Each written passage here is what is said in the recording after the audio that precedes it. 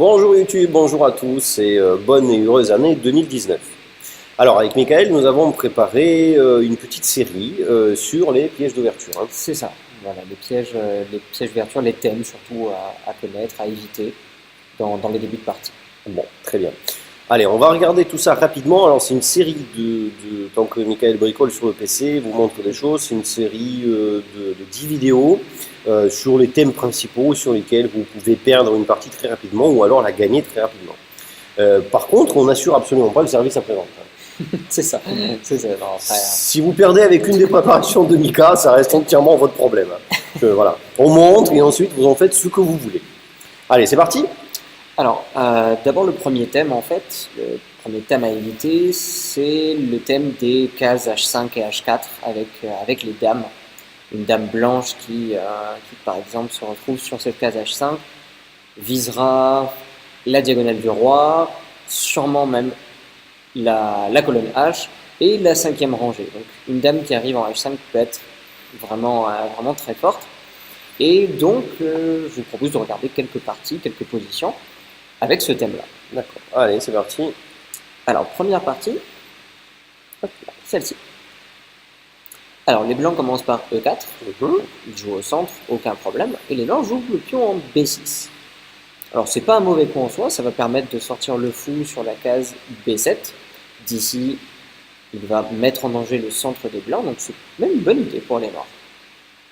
D4, fou B7, fou D3, et F5 a été joué. Donc F5 c'est un coup malin mais très dangereux. Donc voilà, c'est très dangereux parce que ça ouvre donc la grande diagonale sur le roi, mais c'est très malin parce que si les blancs capturent ce pion, l'idée des noirs serait d'attraper le pion G2 et ensuite d'attraper la tour H1 qui ne peut plus s'enfuir. D'accord, ouais, on peut plus protéger, d'accord. Okay. Le problème c'est qu'après fou prend G2, ici les blancs ont une excellente combinaison. Alors d'abord je vais trouver Dame H5. Dame H5. Échec au roi. G6, hein, seule défense. Ouais, bien sûr. Hein. Le pion capture et après cavalier F6 pour essayer de faire partir cette dame. Là, les blancs gagnent la partie. Les blancs gagnent la partie. D'accord. Bon, alors je fais pas semblant, je vois pas, sincèrement. Bon, vas-y, montre-moi. Donc, pion prend H7 échec. Ah oui. Cavalier prend dame et on utilise finalement la diagonale. Qui fait échec et mat. Voilà, donc un petit massacre dans l'ouverture, c'est ça? C'est ça. On peut revoir dès le début parce que voilà. Alors on repart au début, donc E4. E4, d'accord. E6. D4. Fou D7. Fou D3 pour protéger le pion. D'accord, ouais, et F5. F5 logique. Trop risqué. Voilà, F5, F5 pas bon, F5 pas bon. Et bon, alors c'est surtout pas, enfin, on monte cette position, mais c'est pas pour lutter contre F5, ce qui sera un coup rarement joué, sûrement sur l'échiquier. C'est ça. Voilà, c'est pour montrer vraiment la puissance de la dame qui arrive en H5. Et cette diagonale sur le roi, on peut éclairer la diagonale. On peut éclairer la diagonale. Voilà, hop, on éclaire la diagonale. Voilà, cette diagonale-là, elle est meurtrière. Vraiment, ça peut très très mal finir très rapidement. D'ailleurs, plusieurs de mes parties finissent mal comme ça. Ça arrive souvent, on blitz, enfin on partit très rapide, on partit rapide, bon longue quand même pas parce qu'on a tendance à réfléchir un petit peu plus, du coup on voit les menaces, mais quand nous avons besoin de jouer vite, voilà, ça peut très mal tourner très rapidement à cause de cette diagonale là. Hein. Donc allez, on avance un peu. Donc fou prend G2. Fou prend G2, ce qui est logique là plutôt, hein, le fou il vient chercher le pion. C'était ça. Dame H5. G6 et les noirs sont perdus après pion prend G6. Ouais, c'est fini, hein. Cavalier F6 ça les sauve pas, cavalier F6, attaque la dame. De chasser la dame, mais elle s'en va pas simplement. Pion prend G7, cavalier prend dame et échec de mat. Bon ben c'est super, ça va. Alors peut-être une deuxième partie dans ce même thème. Voilà. Avec celle-ci. Alors celle-ci, les blancs jouent E4, E5. Classique. Cavalier F3, cavalier C6, donc les pièces sortent au centre. Fou B5, c'est ce qu'on appelle l'ouverture espagnole. Fou B5, A6. Fou prend C6, pion prend C6. Jusque-là, tout est correct, c'est un échange, 3 points contre 3 points. Petit roc et F6. Donc les noirs jouent encore ce pion F qui ouvre une diagonale ici sur le roi. D'accord. Voilà. Ça, le coup F6, c'est un coup qui est très analysé, c'est un coup qui est connu depuis très longtemps, c'est un très bon coup pour les noirs. D'accord. Même en jouant un très bon coup, voilà, cette diagonale-là reste dangereuse. Mhm. D4, joue au centre, pion prend D4, et après cavalier prend D4, les noirs jouent le coup, fou C5, et perdent une pièce. Ils perdent une pièce. Ils perdent une pièce. Ah, j'ai trouvé. Dame H5, échec. Dame H5, échec au roi, G6 pour sauver le roi par exemple, Bien et sûr, Dame ouais, prend C5. et Dame prend C5 encore une fois. Hein. Allez, du coup, on peut remettre aussi dès le début. Hein. Comme ça, voilà. 4, 5, cavalier F3, cavalier C6 et fou B5, donc la partie espagnole. Donc, ouais, voilà, rien de fantaisiste, hein, pas de F5 ici, pas de coup incroyable que vous ne verrez pas, ça, voilà, c'est vraiment du grand classique.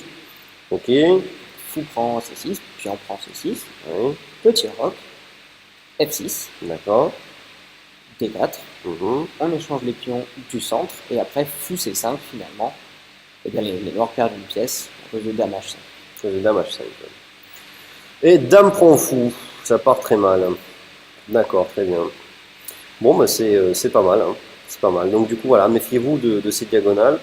Alors on peut en montrer une dernière, là on a parlé surtout de la case H5 avec les blancs, Oui. mais c'est vrai que les noirs peuvent faire exactement la même chose en utilisant cette fois-ci Allez, la on case regarde pour les H4 noirs maintenant. et la diagonale. On regarde pour les noirs maintenant, très volontiers. Donc, une autre partie, donc cette fois E4, les noirs jouent E6, Mhm. à D4, D5, ce qu'on appelle la défense En française.